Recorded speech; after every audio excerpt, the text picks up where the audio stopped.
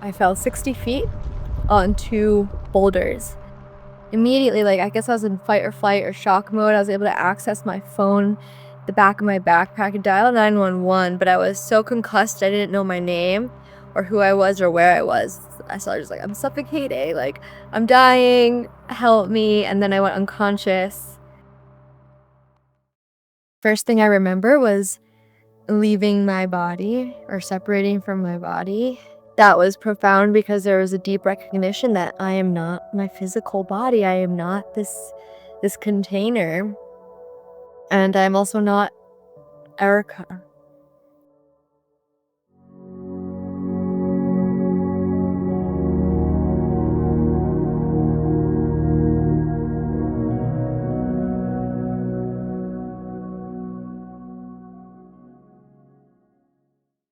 So it was 11 years ago. I woke up one morning and decided to go on a hike by myself. And I was getting ready to go to the Peace Corps. So every morning I was getting up and doing these hikes by myself to just get my mind and body prepared. And I went to the Palisades Cliffs, which are these cliffs that are along the Hudson River, which separates New Jersey from New York. And I went on this hike that day, and I had climbed up this cliff before.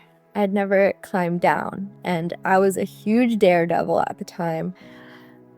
A risk taker, impulsive, didn't think about consequences at all, highly traumatized being, and an addict.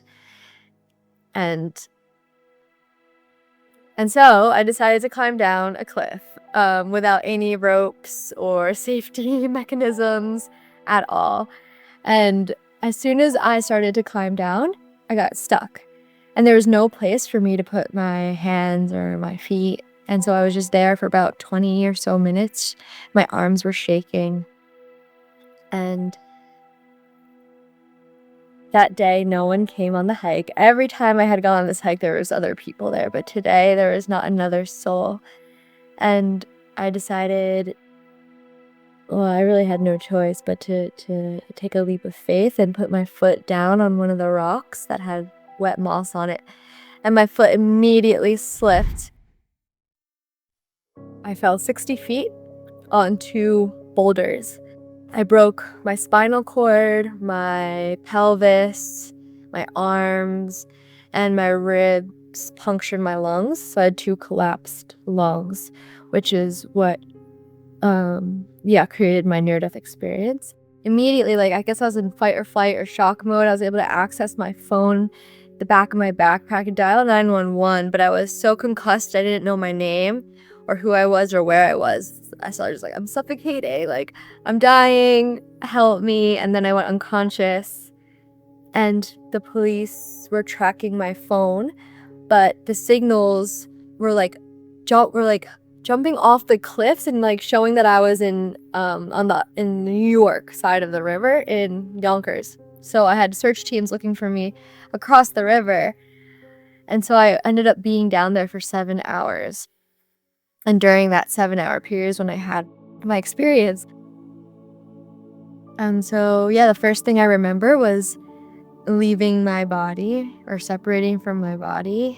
And so it was my consciousness separated from my body and my personality, what we would call my ego. So that was profound because there was a deep recognition that I am not my physical body. I am not this container. And I'm also not Erika. There's something in me that continues on that still feels like me, but it's not this Erika me. And so that was big. And then came what many people call a life review. And as I said before, I was living a life that was really out of alignment. I had a ton of childhood trauma. I was extremely wounded and addicted. And so I was creating more suffering in the world than good, more harm. I was perpetuating unconsciousness. And I saw that quite clearly in my life review. And the only person judging it was the most objective version of me. So there was no outside being telling me you're going to hell or you're going to heaven. It wasn't really that experience. It was more of like a, hey, I'm going to, here's, how did you do? How did you do in this school of earth? Like, how did you do this round, And it was like, whoa, I was just completely asleep and was not living in alignment with my purpose or mission here.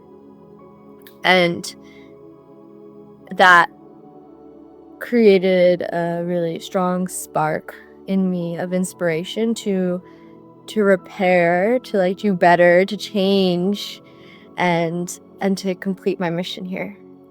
And then came the experience of the white light that people call God or consciousness or source.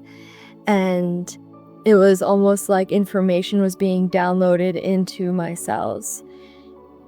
And that was where I learned a lot about our inherent oneness, about how we are actually just this one thing. And in this dimension that we call Earth, there's an illusion of separation because of but ultimately it's all just energy that's vibrating at different frequencies, and our senses take it in and perceive matter and perceive space and time, but ultimately it's not true, and we're actually all one. And that also created within me a massive explosion of the heart, because in that recognition that we're all one being, why would we ever cause harm? If everyone is ourself, then why would you ever hurt another being? And so that was big recognition. And also around, ultimately we're here to remember that we're that one thing, and how we can live in this in these apparent separate selves with a deep remembrance and recognition of our inherent oneness. And that's through love and consciousness. And so I had decided, it's confusing because it was me and the light's joint decision to come back into the body, into my vessel. And then I remember just taking a deep breath in and then opening my eyes and looking up at the trees, and there was a firefighter who was off duty but listening in on the phone call. And he had a gut feeling. He knew where I was, and he did the hike. And in that moment that I opened my eyes and took that inhale, I saw his little head pop over the cliff, and he yelled down, and he saved my life. And so from there I was saved by army boats and was in the hospital for a month. I had to go to physical rehabilitation for a month, inpatient, and I was bedridden and in a wheelchair for 6 months. And through that, 8-month process was the integration period where I just had this purified soul.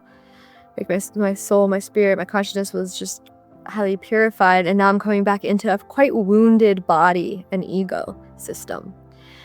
And so there had to be a reconciliation between the two, and that 8 months of just a lot of solitude and inward focus, and allowed me to move through that healing process and awakening process. Honestly, never been the same since, awakening to spiritual dimension of reality, and also just how mission driven, how purpose driven I've become because of this, wanting to actually help people to remember, because this is we come into this planet with like amnesia, and it's part of the game. It's like it's just a necessary part of the game. But to awaken, to remember why we're actually here, what we actually are, that's been my sole focus ever since, for myself to continue to remember and to continue to awaken to deeper and deeper remembrances of like what reality is, and to help the collective do the same.